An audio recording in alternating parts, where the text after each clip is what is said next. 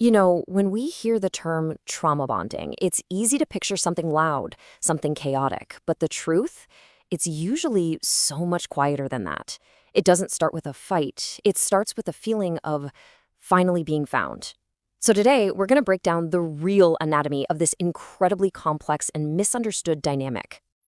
This quote, wow. It just gets right to the heart of the whole thing, doesn't it? A trauma bond doesn't crash into your life with screaming red flags. No, it begins with this incredibly intense warmth, a connection that feels like coming home. And that's what makes the shift. The part that comes next. So confusing and so devastating. Okay, so let's start at the very beginning. It all kicks off with this powerful, almost seductive connection. This is the foundation, the bedrock that the entire bond is built on. It's an illusion of absolute safety, of being understood in a way that feels more real than anything you've ever known. So how is this warmth actually made? It's not magic. It's built through a few very specific, very powerful behaviors.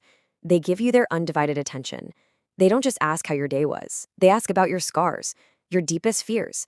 They make you feel chosen, special. And the feeling it creates is this incredible high, this overwhelming thought of, finally, someone gets me. Someone actually sees me. And we've got to be crystal clear about what's happening here. That intense feeling, that pull, it's so much more than just chemistry. It's a deep physical response. It's your nervous system, maybe for the first time in a very long time, actually letting its guard down, relaxing into what it believes is a profoundly safe connection. And that feeling is absolutely potent. But, and you knew there was a but coming, this intense warmth, it doesn't last. A shift happens. And it's sudden, it's subtle, and there is no warning. This is the exact moment the whole dynamic changes. The hook is set, and the chain of the bond begins to form. And the first sign is a withdrawal, but it's not a clean break. It's not a big dramatic fight. It's a subtle distance, a coolness that wasn't there yesterday. It's designed to be just enough for your gut to clench, just enough to set off this quiet panic and this wave of self-doubt. And what happens instantly? You don't get angry at them. Nope. You turn inward. That feeling of safety just evaporates, and it's replaced by this storm of self-blame. You start replaying every single conversation, asking yourself these exact questions. You just assume the problem, it has to be you. This right here, this is the four-step recipe. First, they pull away. That creates anxiety in you. Second, you internalize that anxiety and blame yourself. Then, just as suddenly, the warmth comes back, and oh my God, it feels like the most incredible reward. And right there, your body learns a powerful, dangerous lesson. The person who causes my pain is the only one who can stop it, and I have to stay to get that relief back. So now we're inside the cycle. We're looking at what it actually feels like to live this way. And life is no longer about just having a consistent, steady connection. It becomes about surviving the brutal lows just to get back to those unbelievable, intoxicating highs. This inconsistency is everything. It's emotional whiplash. One day they are cold, they're distracted, and you feel totally invisible, like a ghost in your own life. The very next day, they're passionate, attentive, and you feel like the center of their universe. This wild swing from one extreme to the other burns itself into your nervous system. You become desperate for the good moments. So what happens when you try to talk about the lows? When you finally build up the courage to say, hey, that hurt me, and you hope you can connect, this is what you get hit with: an immediate shutdown. Your totally valid feelings are suddenly framed as a problem with your thinking. And if you push back, it escalates. Now your attempt to connect isn't just overthinking, it's a flaw in your personality. You're not just wrong, you're dramatic. See how the conversation completely flips? It's no longer about their behavior, it's about your supposed overreaction. And then comes the final nail in the coffin. You're too sensitive. The very thing that lets you feel connection so deeply is now the problem. So what do? You apologize. Not because you think you're wrong, but because the fear of them abandoning you, it feels like a literal threat to your survival. And all of this leads to a core survival strategy we can just call shrinking. It's this quiet, heartbreaking process where you start cutting away the parts of yourself that might cause friction. You hide your pain, you bite your tongue, you swallow your own truth, anything to keep the peace, anything to keep the connection.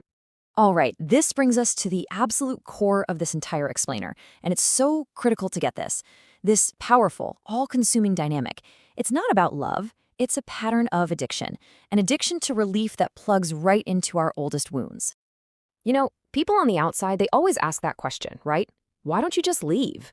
Well, this right here is the answer. It's crucial. You're not staying for the abuse, you're not staying for the pain. You are staying for the incredible, intoxicating rush of relief you feel when the pain finally stops. That relief, that's the drug. This slide, honestly, this says it all. Let's look at the difference between what it feels like and what it is. It feels like I'm so in love. It feels like I miss them so much. But what's actually happening psychologically? I am in withdrawal. You don't miss the person. You miss the pain stopping. You're addicted to the cycle itself. And here's exactly how that addiction gets locked in. It's a cycle of emotional starvation, long periods of silence, distance, coldness, followed by these tiny little crumbs of affection, a nice text, a kind word. Your brain doesn't focus on the long starvation. It latches on to the intense, immediate relief that tiny crumb provides, and that feeling becomes the most powerful thing you know. But here's where the story turns. And this is so important. The spell can be broken. So let's shift our focus to the path of healing, which is this quiet, slow process of waking up, breaking that cycle, and finally coming home to yourself. Now get this, because it's a game changer. True freedom from a trauma bond doesn't start the day you walk out the door. It starts with a quiet shift inside you. It begins the moment you truly understand the dynamic for what it is, a cycle of addiction, not some tragic love story. And this waking up process, it happens in stages. It's not like flipping a light switch. First, you just start noticing. You notice that feeling you always called passion was actually just anxiety. Then you start to crave something different. You want peace more than intensity. Then you start actively choosing stability over chaos, even if it feels a little boring at first. And then one day, you reach that point of realizing the spell is broken. And it really does feel like a fog lifting. Slowly but surely, clarity starts to return. The constant mental chess game just stops. You start to hear your own voice again. Remember who you were before you started making yourself smaller. You come home to yourself. And this is the ultimate, most empowering reframe. Seeing this experience for what it truly was. It's everything. It was never some grand, tragic romance. It was a story about your oldest wounds getting hooked. And the most important part of that story, you survived it. And this is the final thought I want to leave you with. Healing from this isn't about getting back what you lost. It's profound transformation. This awakening, this slow process of coming home to yourself, that becomes the true beginning. The beginning of a life built on real safety, and the beginning of you becoming the person you are always meant to be.